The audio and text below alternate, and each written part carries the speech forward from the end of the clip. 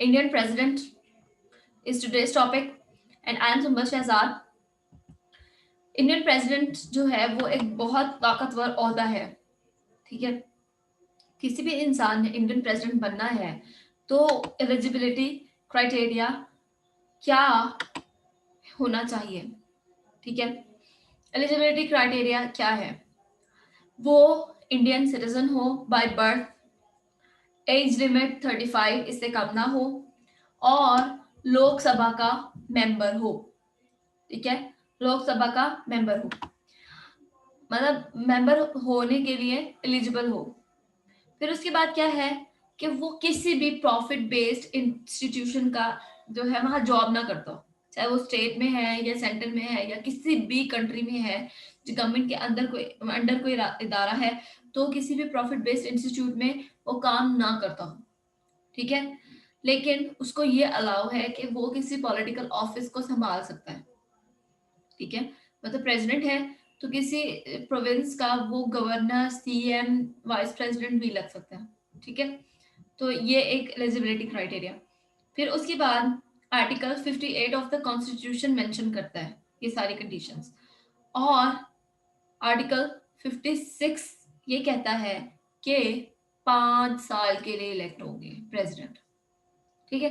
तो ये बहुत सीधा सीधा सी बातें थी। इसके बाद क्या है, पावर्स। इनको पावर्स क्या मिली हुई हैं? तो इनको इमेंस पावर्स मिली हुई हैं। एग्जेक्टिव पावर्स हैं, लेजिस्लेटिव पावर्स हैं, फाइनेंशियल पावर्स हैं, जुडिशियल पावर्स हैं, इमरजेंसी पावर्स हैं। बहुत पावरफुल है इंडियन प्रेसिडेंट। तो एग्जेक्टिव पावर्स क्या है? आर्म्ड फोर्सेस का कमांडर है, ठीक है। जो स्टेट्स की यूनियन की आर्म फोर्स है उसका कमांडर उसका प्रेसिडेंट है। ये जो प्रेसिडेंट है ना, अगर कोई डेंजर की कंडीशन है ना तो कोई भी मिलिट्री एक्शन ले सकते हैं और कोई भी ऐसा एक्शन ले सकते हैं जो इन्हें लगता है कि ठीक है। ये तमाम इंपॉर्टेंट अपॉइंटमेंट्स करते हैं।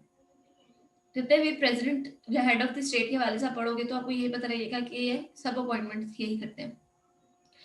अवार्ड्स और ग्रांट्स या टाइटल्स वगैरह देना भी इन्हीं का काम है। ये किन किन को अपॉइंट कर रहे हैं? गवर्नर्स हैं, जजेस of the supreme court, high court, diplomats, prime minister, ambassador, ठीक है, on the advice of the cabinet of the sorry मतलब कैबिनेट जो है उसको भी यही अपॉइंट करते हैं, लेकिन इसमें पीएम इन्हें एडवाइस करता है। फिर legislative purpose sorry powers. Legislative powers में क्या है?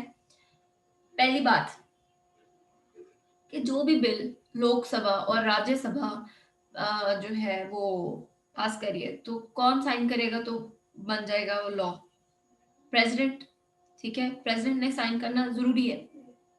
फिर आप सब जानते हो कि पार्लियामेंट में हमारे पास तीन चीजें होती हैं, दोनों हाउसेस और प्रेसिडेंट, या फिर ये कह लो कि लेजिस्लेचर और head of the state, parliament बन जाती है। लेजिस्लेटिव पावर में इनके पास एक ही पावर है कि दोनों हाउसेस को समन और एडजर्न ये करते हैं, ठीक है। और अगर प्राइम मिनिस्टर इन्हें एडवाइस करे कि लोकसभा जो है वो मेरे से नहीं संभाली जा रही है, हमसे मसाइल हो रहे हैं, आप इसे डिसॉल्व कर दें, तो वो डिसॉल्व भी प्रेसिडेंट करेगा, लेकिन इसके लिए प्राइम मिनिस्टर की एडवाइस जरूरी है। फाइन।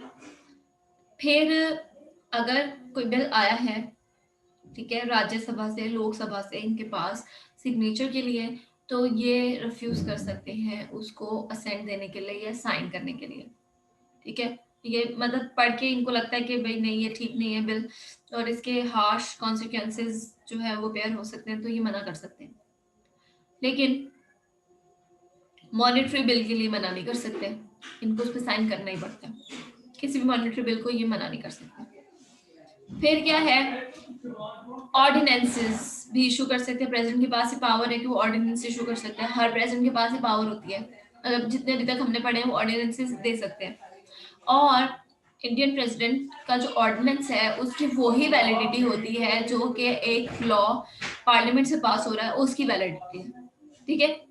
तो ये लेजिस्लेटिव पावर्स होगी। फाइनेंशियल पावर्स में बस ये थोड़ी सी पावर है कि beginning of the new year, ठीक है, वो फाइनेंशियल जो नया फाइनेंशियल साल शुरू होता है ना, उसमें कोई भी बिल इंट्रोड्यूस नहीं करवाया जाता जब तक कि उसमें प्रेसिडेंट अपनी रिकमेंडेशंस ना दे दे, ठीक है। जब प्रेसिडेंट अपनी रिकमेंडेशंस दे देगा तो वो बिल जो है वो पास हो जाएगा। मतलब समझ कि फाइनेंशियल ईयर में, नए फाइनेंशियल ईयर में बिल इंट्रोड्यूस हो जाएगा। फिर जुडिशियल पावर्स क्या है? आपने जुडिशियल पावर्स जो है जितने भी हेड ऑफ द स्टेट्स की पढ़ी है ना, सबकी सेम है, इनकी भी वही है, लेकिन इनकी कुछ पावर्स जो है थोड़ी ज्यादा हो जाती है। वो क्या है? पहले तो ये पार्डन ग्रांट कर सकते हैं, amnesty and reprieve to anyone but not the one facing treason charges, ठीक है। ऐसा कोई है जिस पे गद्दारी का मुकदमा चल रहा है तो उसको पार्डन, एमनेस्टी या रिट्रीव नहीं ग्रांट कर सकते। बाकी सबको, किसी भी क्रिमिनल को प्रोवाइड कर सकते हैं। फिर उसके बाद क्या है, ये सुप्रीम कोर्ट और हाई कोर्ट के जजेस को अपॉइंट करते हैं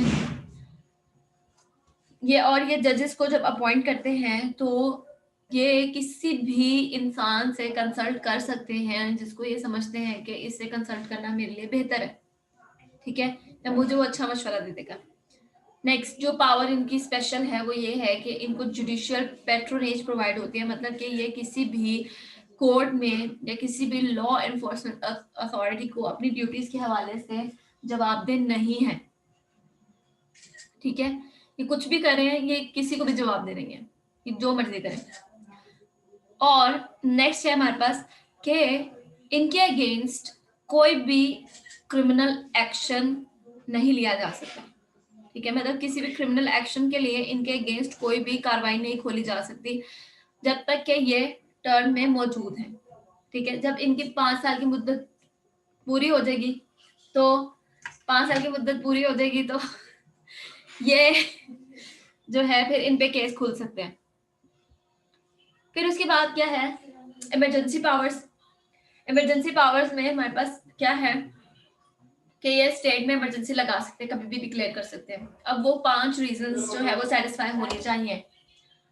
5 रीजन सेटिस्फाई होने चाहिए। 5 रीजन में क्या है कि हो सकता है वॉर चल रही हो उस दौरान में, अगर 5 में से कोई एक भी रीजन होगी ना तो ये इमरजेंसी लगा सकते हैं। वॉर होगी कंट्री में, इमरजेंसी लगा देंगे।